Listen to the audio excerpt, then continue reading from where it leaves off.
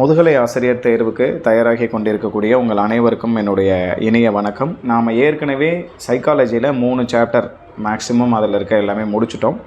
So அதில் நம்ம previous year question பேப்பர்ஸை பார்த்ததில் முக்கியமான சில தலைப்புகளை மட்டும் எடுத்துக்கிட்டு அவங்கள பற்றி முழுசாக நம்ம இப்போ வீடியோ பார்த்துட்ருக்கோம். கடைசி வீடியோவில் சிக்மண்ட் ஃப்ராய்ட் அவரை பற்றின தகவல் பார்த்தோம்.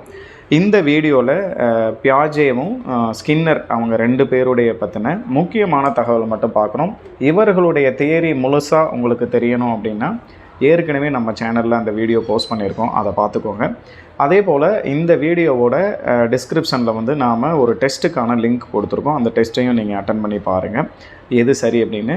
அதுக்கு முன்னாடி நீங்கள் எந்த ஒரு டெஸ்ட் அட்டன் பண்ணுறதுக்கு முன்னாடியும் வீடியோலாம் பார்த்துட்டு நீங்கள் அதுக்கப்புறம் டெஸ்ட் அட்டன் பண்ணிங்கன்னா உங்களுக்கு வந்து அதற்கான அந்த ஆன்சர் பண்ணுறதுக்கு ரொம்ப ஈஸியாக இருக்கும். நம்ம பாடங்களும் உங்களுக்கு புரிஞ்ச மாதிரி இருக்கும். ஸோ இன்றைக்கி சாப்டருக்குள்ளே நாம் போகலாம்.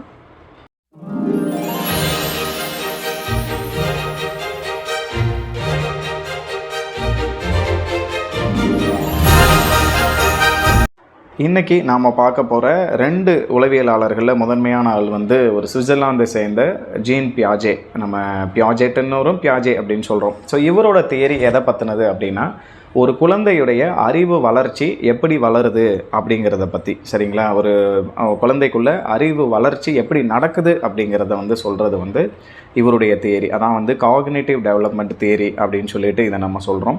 இதில் முக்கியமான வார்த்தைகள் என்னெல்லாம் சொல்லியிருக்கிறாரு அப்படின்னா அசிமிலேஷன் அண்டு அக்கமடேஷன் அப்படிங்கிற 2 வார்த்தையை சொல்கிறாரு. அசிமிலேஷனுக்கும் அக்கமடேஷனுக்கும் ஒரு வித்தியாசம் சொல்கிறேன், நல்லா புரிஞ்சுக்கோங்க. அசிமிலேஷன் அப்படின்னா ஒரு குழந்தை என்ன பண்ணுதுன்னா ஒரு பொம்மை ஒரு குழந்தையோட கையில் கிடைக்கிது, அந்த பொம்மையை எடுத்துகிட்டு அந்த குழந்தை எடுத்த உடனே வாயில் வைக்கிது. இது வந்து அசிமிலேஷன். அதாவது ஏற்கனவே அந்த குழந்தைக்கு என்ன தெரிஞ்சிருக்குன்னா எது கிடைச்சாலும் எடுத்து நம்ம வாயில் வச்சிடணும் அப்படிங்கிற ஒரு நாலேஜ் வந்து கிடச்சிருக்கு. அதாவது அம்மா கிட்ட மதர் ஃபீடிங்னால கிடைச்ச அனுபவம் இது. அப்படி இருக்கிற குழந்தை பொம்மை கிடைச்சாலும் அதை எடுத்து என்ன பண்ணுது அப்படின்னா அதை வாயில் வைக்கிது. ஏன்னா அதான் பழகி இருக்குது அப்படிங்கிறது. ஸோ ஏற்கனவே இருக்கிறதோட பழகிட்டு அதே விஷயத்தை திரும்ப பண்ணுறது வந்து அசிமிலேஷன். அது வந்து அந்த ஸ்டெப்பு. அடுத்தது அக்கமடேஷன் அப்படிங்கிறது என்ன பண்ணுது அப்படின்னா இப்போ அதே மாதிரி ஒரு பொம்மையை குழந்தைகிட்ட கொடுக்குறோம், ஆனால் இந்த பொம்மை வாயில் வைக்க முடியாத அளவுக்கு பெரிய பொம்மை. அப்போ என்ன பண்ணுது, பெரிய பொம்மையாக எனக்கு கையில் கிடச்சிருக்கும் போது இந்த குழந்தை தன்னோட அறிவை வந்து பொருத்திக்கிட்டு என்ன பண்ணுதுன்னா அந்த பொம்மையை எடுத்து கொண்டு போய் ஏதாவது ஒரு இடத்துல வச்சுக்கலாம், இதை வாயில் வைக்க முடியாதுங்கிற ஒரு புதுசாக ஒரு விஷயத்தை கிடைக்கிது. அதை அந்த தன்னோட அறிவோடு சேர்ந்து பொருத்திக்குது. அதுக்கு பேர் தான் அக்கமடேஷன் அப்படிங்கிற 2வது ஸ்டெப்பு. இது 2மே குழந்தையோட அறிவுத்திறன் வளர்ச்சிக்கு ரொம்ப முக்கிய பங்கு வகிக்குது. அசிமிலேஷனும் ஒரு குழந்தைக்கு தேவை, ஏற்கனவே கிடைச்சதை வச்சு பண்ணுறதும் ப்ளஸ் புதுசாக ஒரு பொருள் கிடைக்கும்போது அதை என்ன பண்ணுறதுங்கிறதும் அந்த குழந்தைக்கு தேவை. அதான் அக்கமடேஷன் சொல்கிறோம். அதுக்கப்புறம் ஒரு குழந்தையுடைய அறிவு வளர்ச்சியை வந்து ஸ்கீமா அப்படிங்கிற ஒரு வார்த்தையை பயன்படுத்தி சொல்கிறாரு. ஸ்கீமானா அறிதிறன் கட்டமைப்பு, அதாவது காக்னிட்டிவ் ஸ்ட்ரக்சர் இல்லைனா மென்டல் ஸ்ட்ரக்சர் அப்படின்னு சொல்கிறோம். ஒரு குழந்தையும் பிறக்கும் பொழுது ஒரு ஸ்கீமாவுடைய பிறக்குது அப்படிங்கிறது தான் இவருடைய தியரி. அந்த ஸ்கீமானா என்ன அப்படின்னா இது வந்து பயாலஜிக்கலாக ஒரு குழந்தைக்கு கிடைக்கிது அப்படின்னு சொல்லிட்டு நம்ம பியாஜே சொல்கிறாரு. ஒரு குழந்தை பிறக்கும் போதே அந்த குழந்தைக்குள்ளே இந்த ஒரு குறிப்பிட்ட அளவிலான அறிதிறன் கட்டமைப்பு இருக்குது. அதனை மேம்படுத்துறது தான் அதுக்கப்புறம் குழந்தை பிறந்ததுக்கப்புறம் நடக்குது அப்படிங்கிறது தான் இவருடைய தியரி. அதுக்கப்புறம் ஜெனட்டிக் எபிஸ்டமாலஜி அப்படின்னு வந்து சொல்கிறாரு. மரபு ரீதியிலான அறிவாற்றல் வந்து கிடைக்கிது அப்படிங்கிற அதுதான் ஸ்கீமா அப்படிங்கிற கட்டமைப்பு. அப்போ இவரோட தியரியில் ஸ்கீமாங்கிற வார்த்தை முக்கியம், அசிமிலேஷனுங்கிற வார்த்தை முக்கியம், அக்கமடேஷன் வார்த்தை முக்கியம்.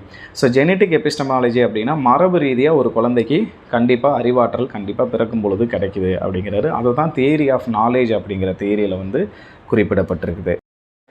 அடுத்தது இவருடைய காக்னிட்டிவ் டெவலப்மெண்டல் ஸ்டேஜஸ் அப்படின்னு சொல்கிறோம். இதில் மொத்தம் 4 ஸ்டேஜஸ் இவர் வந்து சொல்கிறாரு. அதில் முதல் ஸ்டேஜ் வந்து அதாவது ஒரு அறிவு எப்படி வளருதுங்கிறத ஒரு 4 ஸ்டேஜஸாக பிரித்து சொல்லியிருக்கிறாரு. முதல் ஸ்டேஜ் வந்து சென்சரி மோட்டர் ஸ்டேஜ். பிறப்பிலிருந்து 2 வயசு வரைக்கும் இருக்கிற குழந்தைகளுக்கு இருக்கிறது வந்து இந்த நிலை. இதோட பேர் வந்து தமிழில் புலனியக்க நிலை அப்படின்னு சொல்கிறோம். அதாவது குழந்தை எந்த ஒரு பொருளையும் தன்னுடைய சென்சஸ் ஆகலை, புலனால் உணர்ந்து தெரிஞ்சுக்குது. அதனால தான் பொம்மையை எடுத்து வைக்கிறது, கையில் தொட்டு பார்த்து உணர்ந்துக்கிறதுங்கிறது வந்து முதல் ஸ்டேஜ். அதன் மூலமாக அறிவு குழந்தைக்கு வளருது அப்படிங்கிறாரு.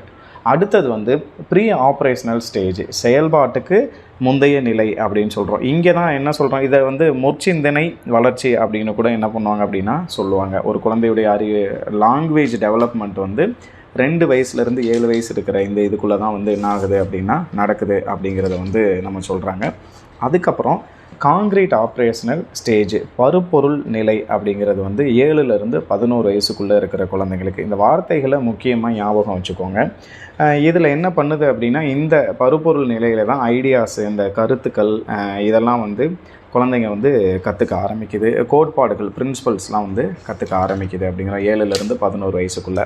அதுக்கப்புறம் 11 வயசுக்கு மேலே இருக்கிற எல்லாமே வந்து முறையான சிந்தனை வளர்ச்சி கிடைக்குது. அதுதான் கருத்தியல் நிலை அப்படின்னு சொல்கிறோம். அதாவது 11 வயசுக்கு மேலே இருக்க குழந்தை இப்போ நாம் அதுக்கப்புறம் எந்த வயசுலையும் ஒரே மாதிரியான சிந்திக்கிற திறன் வந்து அந்த குழந்தைக்கு 11 வயசுக்கு மேலே கிடைச்சிருது. ஒரு பெரிய மனுஷனாக சிந்திக்க ஆரம்பிச்சிருது அப்படிங்கிறது தான் இவருடைய தியரி. அப்போ ஒரு குழந்தைக்கு அறிவு வளர்ச்சி 4 ஸ்டேஜஸில் நடக்குது, 4 நிலைகளில் நடக்குது. 2 வயசு வரைக்கும் ஒன்று, 2லேருந்து 7 வயசு வரைக்கும் ஒன்று, 7லேருந்து 11 வயசு வரைக்கும் ஒன்று, 11 வயசுக்கு மேலே மொத்தமாக ஒரு வளர்ச்சி. இதை தான் வந்து நம்ம ஜீன் பியாஜேவோட காக்னிட்டிவ் டெவலப்மெண்ட் தியரியில் சொல்லியிருக்கிறது. நாம் அடுத்து பார்க்குற முக்கியமான உளவியலாளர் யார் அப்படின்னா பிஎஃப் ஸ்கின்னர். இவருடைய தியரி வந்து முக்கியமானது வந்து ஆப்பரண்ட் கண்டிஷனிங் தியரி அப்படின்னு சொல்கிறோம். அதாவது செயல்படு ஆக்க நிலையுறுத்தல் அப்படிங்கிறது. இது என்ன அப்படிங்கிறது தான் நம்ம ஏற்கனவே முழு வீடியோவில் நம்ம பார்த்துருக்கோம். ஸோ இதுக்கு அடுத்து இவருடைய இந்த தியரியில் என்ன முக்கியமான விஷயம் இருக்குது அப்படின்னா, emphasising role of reinforcement and punishment in shaping behaviour. ஒருவருடைய நடத்தையை தீர்மானிக்கிறதுல அது வந்து வலுவூட்டல், ரீஇன்ஃபோர்ஸ்மெண்ட்டும் பாராட்டும் தண்டனையும் எந்த அளவுக்கு அவர்களுடைய நடத்தைக்கு காரணமாக இருக்குது அப்படிங்கிறது தான் இவருடைய அந்த ஆப்பரண்ட் கண்டிஷனிங் அப்படிங்கிற தியரி. இதில் 2 பாராட்டுதல், அதாவது வலுவூட்டுதல், ரீஇன்ஃபோர்ஸ்மெண்ட்னா வலுவூட்டுதல் இல்லைனா பாராட்டுதலும் சொல்லலாம். ஸோ பாசிட்டிவ் ரீஇன்ஃபோர்ஸ்மெண்ட், நேர்மறையான பாராட்டுதல், வலுவூட்டுதல் என்ன பண்ணுது அப்படின்னா, ஒரு குழந்தைக்கு திரும்ப திரும்ப அந்த நடத்தை வர்றதுக்கு பயனுள்ளதாக இருக்குது. அதாவது இப்போது ஒரு எலி வந்து ஒரு கம்பியை தட்டும்போது அதுக்கு உணவு கிடைக்குது, இல்லை ஒரு புறா வந்து ஒரு கம்பியை தட்டும்போது அதுக்கு உணவு கிடைக்குது அப்படின்னா இது நேர்மறையான ஒரு வலுவூட்டுதலை தருது. அப்போ அந்த குழந்தை என்ன பண்ணுது, பரிசு கிடைக்கும்போது அதோடைய நடத்தை வந்து நேர்மறையாக இருக்குது. எனக்கு நான் நேர்மறையாக நடந்துக்கிட்டேன்னா எனக்கு தொடர்ந்து பரிசு கிடைக்கணும் போது திரும்ப திரும்ப ரிப்பீட்டடாக அந்த குழந்தை நேர்மறையாக நடந்துக்க ஆரம்பிக்குது. ஸோ அதுதான் பாசிட்டிவ் ரீஇன்ஃபோர்ஸ்மெண்ட்னால நடக்குது. சப்போஸ் நெகட்டிவ் ரீஇன்ஃபோர்ஸ்மெண்ட்டு கிடைக்குது, அதாவது வந்து ஒரு குழந்தைக்கு எதிர்மறையான பாராட்டுதலுக்கு பதிலாக தண்டனை கிடைக்குது. தண்டனைங்கிறது வந்து நெகட்டிவ் ரீஎன்ஃபோர்ஸ்மெண்ட். அப்போ நெகட்டிவாக ரீஎன்ஃபோர்ஸ்மெண்ட் பண்ணது என்ன ஆகுது அப்படின்னா, இவங்க அடிப்பாங்க, என்னை திட்டுவாங்க அப்படின்னும் போது அதோடைய நடத்தை, சரியான நடத்தை வந்து குறைஞ்சிக்கிட்டே வருது அப்படிங்கிறது தான் இந்த தியரியில் நாம் தெரிஞ்சுக்கிறோம். அதுக்கு அடுத்து இவருடைய அந்த தியரி அதுக்கு டெஸ்ட்டு பண்ண வச்சுருந்த பாக்ஸ் வந்து ஸ்கின்னர் பாக்ஸ். அதை வந்து இவர் உருவாக்கியிருக்காரு. அந்த பாக்ஸோட பேர் வந்து ஸ்கின்னர் பாக்ஸ்ன்னு சொல்கிறோம்.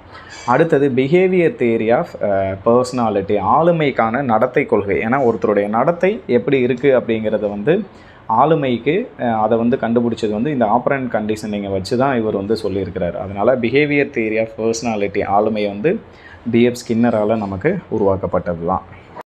ஸ்கின்னரோட தியரியில் முக்கியமான வார்த்தைகள் எதெல்லாம் பயன்படுத்தப்பட்டிருக்கு அப்படின்னு பார்த்தோம்னா, முதல்ல வந்து ஷேப்பிங். ஒட்டு மொத்தமாக ஒருத்தருடைய நடத்தையை, ஆளுமையை சேவ் பண்ணுறதுக்கு, சேஃபாக நல்ல ஒரு நிலைக்கு மாற்றுறதுக்கு என்ன காரணமாக இருக்குது அப்படிங்கிறது இப்போ நம்ம பார்த்த அந்த ஆப்பரண்ட் கண்டிஷனிங் தியரி மூலமாக இவர் வந்து விளக்கி இருக்கிறார். அதாவது வந்து ஒரு பரிசுனால் என்ன நடக்கும், தண்டனையினால் என்ன நடக்கும் அப்படிங்கிறத வந்து எக்ஸ்பிளைன் பண்ணியிருக்கிறாரு. அதுக்கப்புறம் செயினிங் அப்படிங்கிற ஒரு வார்த்தை பயன்படுத்தப்பட்டிருக்கு முக்கியமாக. இதெல்லாம் பார்த்துக்கோங்க, ஏன்னா இதை வச்சு நிறைய கேள்விகள், இந்த ஜெனரலைசேஷன், பொதுமைப்படுத்துதல் வச்சுலாம் நிறைய கேள்விகள் கேட்கப்பட்டிருக்கு. அதனால் இதை நல்லா கவனிச்சுக்கோங்க. ஸோ அடுத்தது செயினிங், பிணைத்தல் அப்படிங்கிறது ஒன்றுக்கொன்று தொடர்புடைய விஷயங்களால் ஒன்று நடக்குது. இப்போ நான் வந்து எனக்கு ஏற்கனவே ஒரே விஷயத்தால் என்னுடைய நடத்தை மாறிடாது, என்னுடைய நடத்தைக்கு நிறைய விஷயங்கள் தொடர்புடையதாக இருக்கும் அப்படிங்கிறத வந்து சொல்கிறது வந்து செயினிங் அப்படிங்கிறோம். இப்போ ஒருத்தர் நல்ல பேர் எடுக்கிறாருன்னா அவருக்கு நிறைய விஷயத்தில் அந்த பிணைப்பு இருந்திருக்கும், இதனால் நல்லது நடந்திருக்கும், எனக்கு நல்லது கிடைக்கிது அப்படிங்கிறதெல்லாம் செயினிங் அப்படின்னு சொல்கிறோம், பிணைத்தல் மூலமாக. அடுத்தது ஜெனரலைசேஷன், பொதுமைப்படுத்துதல் அப்படிங்கிறோம். ஏற்கனவே எனக்கு ஒரு விஷயம் நடந்திருக்கும், அதை அடிப்படையாக வச்சு அதே மாதிரியே நான் இந்த விஷயத்தையும் நான் பொதுமையாக எடுத்துக்குவேன் அப்படின்னு சொல்கிறது வந்து பொதுமைப்படுத்துதல். அதாவது ஒருத்தர் ஒரு இடத்துல நல்லவராக இருக்கார் அப்படின்னா அவர் இன்னொரு இடத்துலையும் அவர் எப்படி தான் சொல்லுவோம் அப்படின்னா இவர் நல்லவர் தான், ஒன்றும் பிரச்சனை இல்லை அப்படிங்கிற மாதிரி எடுத்துக்குவோம் இல்லையா அவருடைய நடத்தையை. ஸோ அதுதான் ஜெனரலைசேஷன் அப்படிங்கிறோம். இதை அடிப்படையாக வச்சு கேள்விகள் இருக்குது. இதை நான் டிஸ்கஸ் பண்ணியிருக்கேன். நான் இதுக்கு முன்னாடி நிறைய வீடியோஸில் நம்மளதில் அதை பார்த்துக்கோங்க. அதுக்கப்புறம் டிஸ்கிரிமினேஷன் அண்டு க்யூவிங் அப்படின்னு சொல்கிறோம். வேறுபடுத்தி பார்க்குறதும், க்யூவிங்னா குறியீடு இல்லைனா சிக்னல்ஸ்ன்னு சொல்லுவோம். இதன் மூலமாக குறியீடுகள் மூலமாக ஒருத்தருடைய நடத்தை இதெல்லாம் அறிஞ்சு தெரிஞ்சுக்கிறதும் வந்து முக்கியமான விஷயமாக இதில் பார்க்கப்படுது. ஸோ இந்த வார்த்தைகளை ஞாபகம் வச்சுக்கோங்க. ஷேப்பிங்னா ஒட்டு மொத்தமாக ஒருத்தருடைய நடத்தையை, ஆளுமையை டெவலப் பண்ணுறது.